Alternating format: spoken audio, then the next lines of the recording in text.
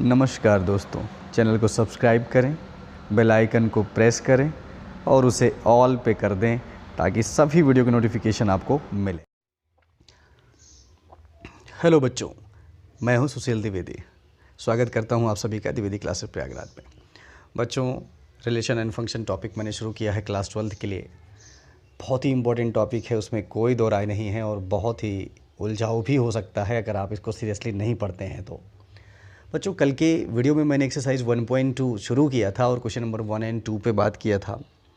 आप लोगों ने देखा होगा तो ज़रूर उसका कॉन्सेप्ट क्लियर हो गया होगा। और आज हम क्वेश्चन नंबर 3 से इसकी शुरुआत करेंगे।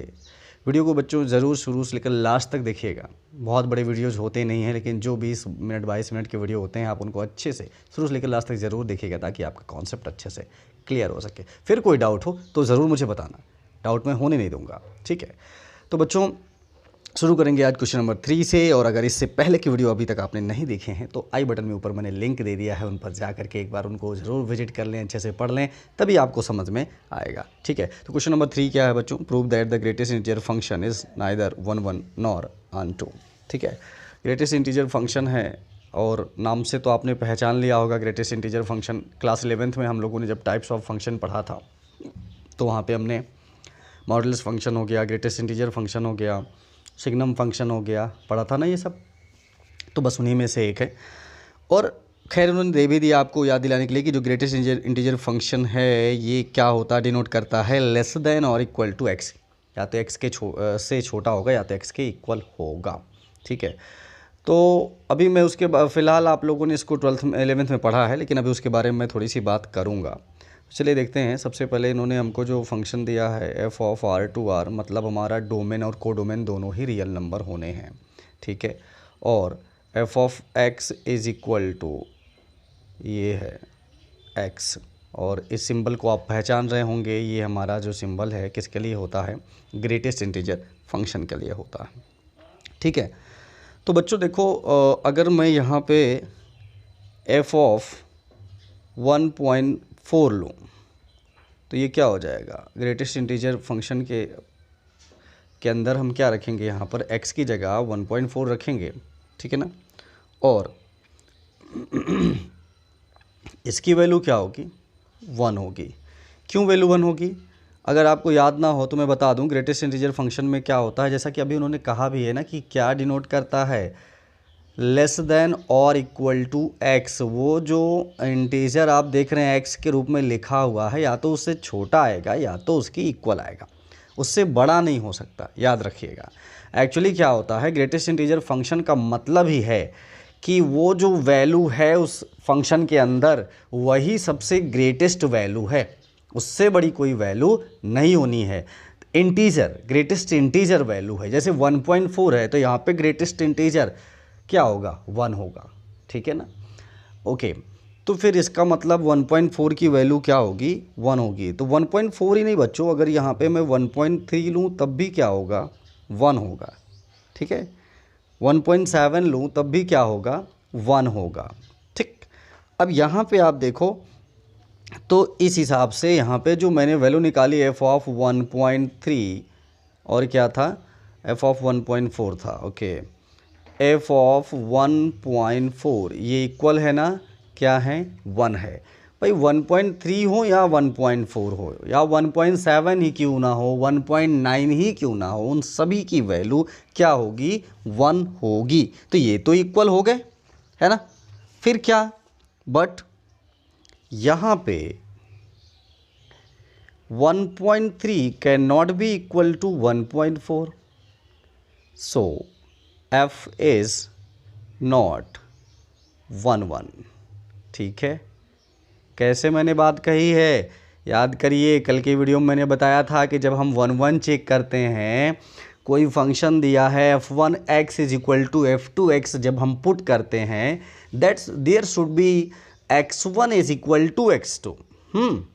भाई अगर f1x इक्वल है f2x के, हाँ, या fx1 इक्वल है fx2 के, तो निश्चित रूप से x1 इक्वल x2 होना चाहिए।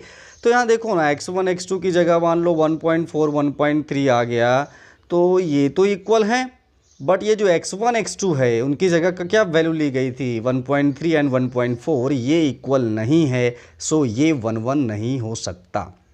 समझ रहे हैं मेरी बात को ना? बिल्कुल सिंपल है बच्चों। यहाँ पे इसको दिखाना, ग्रेटेस्ट इंटीजर फंक्शन के बारे में आप क्लास 11th में पढ़ चुके हैं। फ़िलहाल यहाँ पे मैंने आपको क्वेश्चन ने ही आपको हिंट कर दिया है 11th में, अगर आप ना भी पढ़े हैं या नहीं भी समझे हैं तब भी, कि भाई जो ग्रेटेस्ट इंटीजर फंक्शन होता है एक्चुअली होता क्या है, वो या तो इक्वल होगा x के या तो x से छोटा होगा, क्योंकि वो जो होगा ग्रेटेस्ट इंटीजर वही होता है, उससे बड़ा नहीं हो सकता। अब आप जानते हो 1.4, तो 1.4 तो कोई इंटीजर होगा नहीं ना, इंटीजर या 1 होगा या 2 होगा, तो 2 तो हो नहीं सकता। तो इसलिए यहाँ पे क्या होगा बच्चों, एक लीस्ट इंटीजर फंक्शन होता है, वहाँ इसकी उल्टी कहानी होती है। ठीक है, तो फिलहाल यहाँ पे लीस्ट इंटीजर फंक्शन के तो क्वेश्चन मुझे नहीं लगता कि होंगे, अगर होंगे तो फिर ठीक है, उस पर भी बात करेंगे। ओके, तो अब यहाँ पे 1.4 मैं लूँ या फिर 1.3 लूँ या फिर 1.7 ही क्यों ना लूँ, सबके लिए 1 1 ही आना है, यानी कि दोनों फंक्शन तो आपस में इक्वल हैं, उसमें कोई दिक्कत की बात नहीं है। देखिए इक्वल आ रहा है, पर प्रॉब्लम कहाँ है? प्रॉब्लम ये है जो x1 is equal to x2, यानी कि ये जो पॉइंट्स मैंने लिए हैं इनके लिए क्या है, आप देखिए ये इक्वल नहीं है। 1.3 एंड 1.4 आपस में इक्वल नहीं है, यानी x1 is not equal to x2, तो ये 1 1 नहीं हो सकता है। ठीक है, अब बात आती है अनटू की। ठीक है, तो बच्चों अब यहाँ पे आप देखिए, आपको मालूम है, अब मान लीजिए मैं यहाँ पर, चलिए नाउ कंसीडर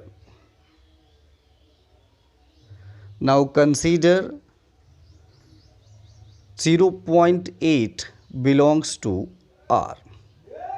ठीक, 0.8 क्या है? R से बिलोंग कर रहा है, but it is known that f x is equal to greatest integer function x is always an integer. बच्चों ये जो आप f x is equal to, जो क्वेश्चन में आपको ये दिया हुआ है, तो ये ग्रेटेस्ट इंटीजर फंक्शन, तो ये इसमें जो वैल्यू आती है हमेशा एक इंटीजर ही आती है ना। अब इंटीजर क्या होते हैं? 1 2 3 4 5 टाइप के। Thus there does not exist any element x belongs to R such that f of x is equal to 0.8। समझ रहे हो मैं क्या कह रहा हूँ? कि ये ग्रेटेस्ट इंटीजर फंक्शन है, मैंने कंसीडर किया कि भाई देखिए, चूंकि यहाँ पर डोमेन और कोडोमेन क्या होते हैं, डोमेन कोडोमेन भूल गए क्या? पिछली वीडियो में बताया था। ये जो आप देखते हो ना, ये R2R कह रहा है, तो ये जो इधर वाला होता है ये डोमेन है, और जो ये होता है ये कोडोमेन है। ठीक है ना? तो बच्चों अब यहाँ पे मैंने सपोज कर लिया कि चलो भाई, कंसीडर कर लिया कि चलो भाई 0.8 बिलोंग कर रहा है रियल नंबर से। Okay, no problem. बट ये जो एफ एक्स है, we know that it has always an integer. इसकी वैल्यू हमेशा क्या होगी? एक इंटीजर होगी या पूर्णांक होगी। अब आपको मालूम है इंटीजर में क्या होते हैं, 1 2 3 4 5 वॉट एवर, आगे पॉजिटिव जितने भी नंबर होंगे, और ज़ीरो भी आता है इंटीजर में, और -1 -2 -3 -4 जितने भी नेगेटिव नंबर्स होंगे वो सारे ही आते हैं उसमें। ठीक है ना? तो यहाँ पे देखिए, अब एफ ऑफ एक्स, अब यहाँ पे इसका मतलब क्या है कि there does not exist any element that is x belongs to R. यहाँ पे कोई ऐसा एलिमेंट नहीं होगा जो एक्स आर से बिलोंग करेगा जहाँ पे f x is equal to 0.8 आ जाए। चलो समझने के लिए मैं थोड़ा सा और आगे आपको लेके जाता हूँ। ऐसे समझो, ये x होगा और ये y होगा। ठीक है, अब आपका जो फंक्शन है वो f of x is equal to यही है ना, ग्रेटेस्ट इंटीजर फंक्शन x वाला, यानी y की जगह ये होगा। तो बच्चों अब देखो आप, तो क्या यहाँ पे y में, अब मान लो इधर मैंने क्या वैल्यू लिया 1.2, हाँ, तो इधर क्या वैल्यू होगी 1 होगी। इधर क्या लिया, इधर लिया 0.8, तो इधर क्या होगा 0 होगा, है ना? आप देख रहे हो? तो अब प्रॉब्लम कहाँ पे है कि there does not exist any element x belongs to r। x कोई ऐसा एलिमेंट ही नहीं होगा जिसके लिए कि एफ एक्स 0.7 आ जाए, यानी कि जो एफ एक्स है, सॉरी 0.8 आ जाए। जो हमने यहाँ पर कहा भी कि f x is equal to 0.8, यहाँ हमने कंसीडर किया कि 0.8 बिलोंग कर रहा रियल नंबर से, नो प्रॉब्लम। तो उसके लिए कोई भी मैं वैल्यू ले लूँ x में, कोई ऐसी वैल्यू एग्जिस्ट नहीं करेगी जिसके लिए यहाँ पर y ही तो ये एफ एक्स है ना, तो यहाँ पे 0.8 किसी के लिए भी नहीं आ सकता, इसलिए ये ऑन-टू नहीं है। This implies f is not on-to. ठीक है ना, बात को बिल्कुल ध्यान से समझना बच्चों। मैंने क्या कहा कि भाई जैसे मैंने सपोज कर लिया, जरूरी नहीं कि आप 0.8 लें, कोई भी डेसिमल नंबर लेके देख लीजिए। जैसे 0.8 बिलोंग्स टू r ले लिया, अब ठीक है। अब उसके बाद में हमने क्या कहा कि भाई हम जानते हैं कि जो ग्रेटेस्ट इंटीजर फंक्शन होता है उसकी वैल्यू हमेशा एक इंटीजर होती है, इसलिए कोई भी ऐसी वैल्यू x में एग्जिस्ट नहीं करेगी जिसके लिए fx 0.8 आ जाए। आ ही नहीं सकता, क्योंकि जैसे ही मैं x 0.8 लूँगा तो वो 0 हो गया, 1.2 लिया तो 1 हो गया, 2.3 लिया तो 2 हो गया, पर डेसिमल वैल्यू उधर fx में मिलने से रही, इसका मतलब नहीं मिलेगी। सो f इज़ नॉट ऑन-टू। ठीक है, तो बच्चों आई होप आप लोगों ने समझ लिया होगा। चलो क्वेश्चन नंबर 4 की ओर आगे बढ़ते हैं। ये भी कुछ इसी तरह का क्वेश्चन है और ये डिपेंड कर रहा है किससे, मॉडुलस से। Show that the modulus function f of R to R is given by fx is equal to mod x is neither 1 nor on-to। तो बच्चों यहाँ भी वही प्रूव करना है कि जो mod x है fx is equal to mod x, जो हमने 11th में पढ़ा था ना मॉडुलस फंक्शन, उसी के लिए कि वो ना तो 1 होता है और ना ही on-to होता है। ठीक है, जहाँ पे mod x क्या है, x है अगर x पॉजिटिव है और माइनस x है अगर x नेगेटिव है। ठीक है, तो बच्चों देखो बहुत आसान क्वेश्चन है ये। सबसे पहले मैं आपको यहाँ पर मॉड थोड़ा सा डिफाइन कर दूँ। सबसे पहले f of R to R given है, यानी इस बार भी हमें डोमेन और कोडोमेन दोनों ही रियल ही लेने हैं। और यहाँ पर एफ एक्स क्या गिवन है, f x is equal to mod x given है। अभी कल परसों के क्वेश्चन में भी एक मॉड का क्वेश्चन था, तो मैंने आपको बताया था कि मॉड में कोई भी वैल्यू होती है हमेशा पॉजिटिव आती है। एक्चुअली उसका कॉन्सेप्ट क्या है ये आप समझ लें कि अगर f x is equal to mod x है तो इसको जो डिफ़ाइन किया जाता है ये कहा जाता है x if x is greater than or is equal to 0। This is minus x if x is less than or is equal to 0। ठीक है ना, तो ठीक है ना बच्चों। तो मैंने क्या कहा कि एफ एक्स की वैल्यू एक्स होगी अगर एक्स या तो 0 से बड़ा है या तो 0 की इक्वल है, और माइनस एक्स यहाँ इक्वल नहीं होगा। ठीक है, माइनस एक्स कब होगी, जब 0 से छोटा है। ठीक, चलो तो अब मैं इसके लिए बात करूं कि अगर मैं यहाँ पर f ऑफ -1 लेता हूँ तो ये मॉड ऑफ -1 हो जाएगी। तो बच्चों इसकी वैल्यू क्या होगी, +1 होगी। मैंने पहले भी बताया है कई बार कि जो मॉड के अंदर कोई भी वैल्यू रहे, चाहे नेगेटिव इंटीजर हो या पॉजिटिव, वो पॉजिटिव ही आता है। दैट इज़ अगर मैं f ऑफ +1 कहूँ तो मॉड 1 यानी इसकी वैल्यू भी क्या होगी, 1 ही होगी, है ना।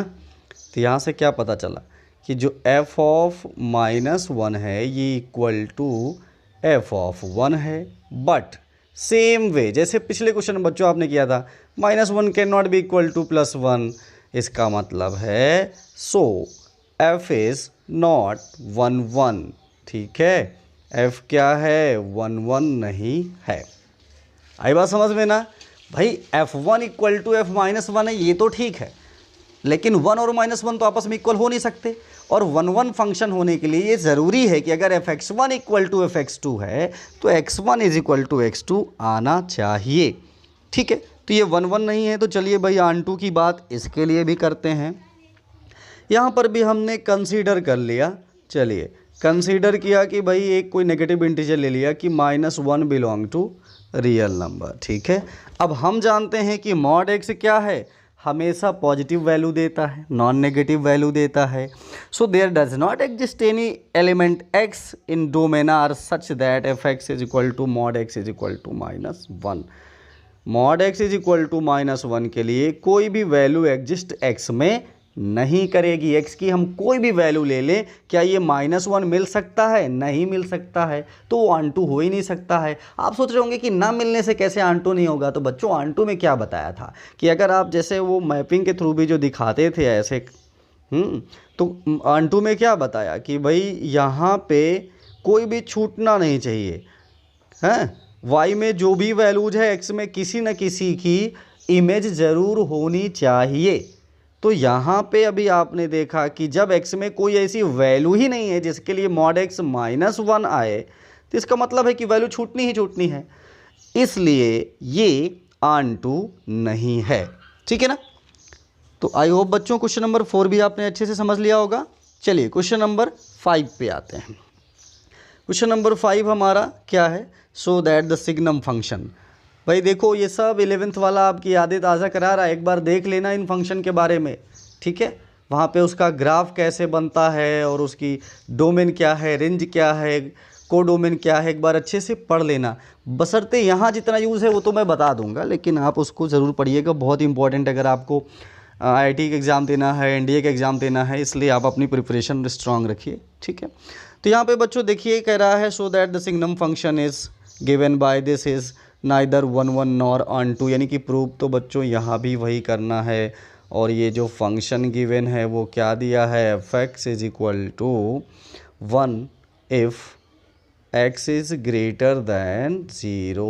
Okay, 0 if x is equal to 0 and -1 if x is less than 0। ठीक है ना। यहाँ पे सिग्नम फंक्शन का ये तो आप जानते ही हैं। अगर आपने पढ़ा है तो, नहीं पढ़ा है तो भी बच्चों जान लीजिए, सिग्नम फंक्शन की यही 3 वैल्यू बनती ही हैं। 3 केस होते हैं, या तो x से बड़ा, या तो x के इक्वल, या फिर x से छोटा। तो अगर x से छोटा है तो -1, इक्वल है तो 0, एंड x 0 से बड़ा है तो फिर वो 1 होगा। अब बच्चों उसने 0 से बड़ा कहा है, ये नहीं कहा है कि 5 से बड़ा है तो 7 से बड़ा है तो क्या, उसके लिए वो सब फिर एक हो गए। कहने का मतलब मैं यहाँ पे अगर f(1) कहूँ या f(2) कहूँ, इनकी वैल्यू क्या होगी, 1 होगी। क्यों, अभी आपने देखा नहीं f(x) इज इक्वल टू क्या लिखा था, f(x) is equal to 1 if x is greater than 0। अगर x की वैल्यू 0 से बड़ी है, अब वो चाहे 1 हो, चाहे 2 हो, चाहे 9 हो, चाहे 100 हो, तो सिग्नम फंक्शन में उसकी वैल्यू क्या होगी, 1 होगी। So no problem, f(1) is equal to f(2) हो गया यहाँ पे, है ना। लेकिन फिर वही कहानी, क्या 1 2 के इक्वल है, बिल्कुल नहीं, but 1 is not equal to 2। ठीक है, अब 1 2 के इक्वल नहीं है तो फिर ये 1 1 तो हो नहीं सकता। सो f इज़ नॉट 1 1। ठीक है, अब यहाँ भी बात आती है किसके लिए, बात आती है ऑनटू दिखाने के लिए।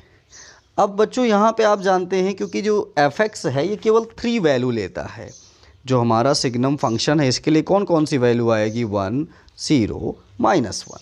ठीक है, तो in the codomain R there does not exist and x in domain R such that f(x) is equal to -2।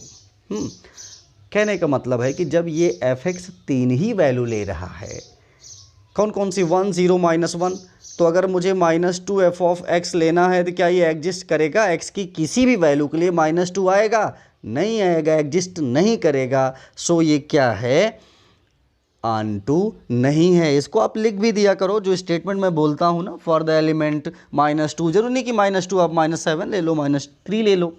In the codomain R there does not exist x in domain R such that f(x) is equal to -2. So f is not onto. कहने का मतलब साफ है कि x की किसी भी value के लिए f(x) हमें -2 नहीं मिल सकता, इसलिए ये जो फंक्शन है ये ऑनटू नहीं हो सकता। ठीक है ना, आया समझ में। तो चलिए फिर क्वेश्चन नंबर 6 की ओर आते हैं। क्वेश्चन नंबर 6 में क्या है देखते हैं बच्चों। क्वेश्चन नंबर 6 बहुत आसान है। यहाँ पे इन्होंने दिया है कहा कि let a is equal to 1 2 3 and b is equal to 4 5 6 7 and f is equal to 1 4 2 5 3 6 be a function from a to b show that this is 1 1। Very easy. अब देखिए यहाँ पे आपको क्या दिया है, a is equal to given है, a is equal to this is 1 2 3 1 2 3 and b is equal to 4 5 6 7 4 5 6 7। ठीक, और वो जो f दिया है फंक्शन क्या है, 1 4 दिया है और 2 5 है, फिर 3 6 है, यही दिया है। अब ये एक फंक्शन है, इसी को हमें 1 1 दिखाना है। तो बच्चों बहुत आसान है ये। अब आप देखो, अगर f(1) है तो उसकी वैल्यू क्या है, यहाँ पे 4 है। देखो ना 1,4। f(2) है तो कितना है, 5 है। फिर f(3) है तो कितना है, 6 है। तो हम देख सकते हैं कि सब ए के लिए सभी का इमेज बिल्कुल अलग अलग बन रहा है। सभी का इमेज बिल्कुल अलग अलग ही नहीं। देखो 1 का इमेज 4 पे, 2 का इमेज 5 पे, 3 का इमेज 6 पे। तो ये 1 1 के लिए यही तो हमें चाहिए ना। Image of distinct element of A under F R distinct है हियर, हेंस फंक्शन इज 1 1। ठीक है, तो ये बिल्कुल आसान क्वेश्चन था। ठीक है, ये हो गया 1 1 1 1, यही प्रूव करना था। ठीक है, तो बच्चों आज ये क्वेश्चन नंबर 6 तक। कल की वीडियो में हम क्वेश्चन नंबर 7 से बात करेंगे और आई होप 1-2 क्लास में ये एक्सरसाइज भी बिल्कुल फिनिश हो जाएगी।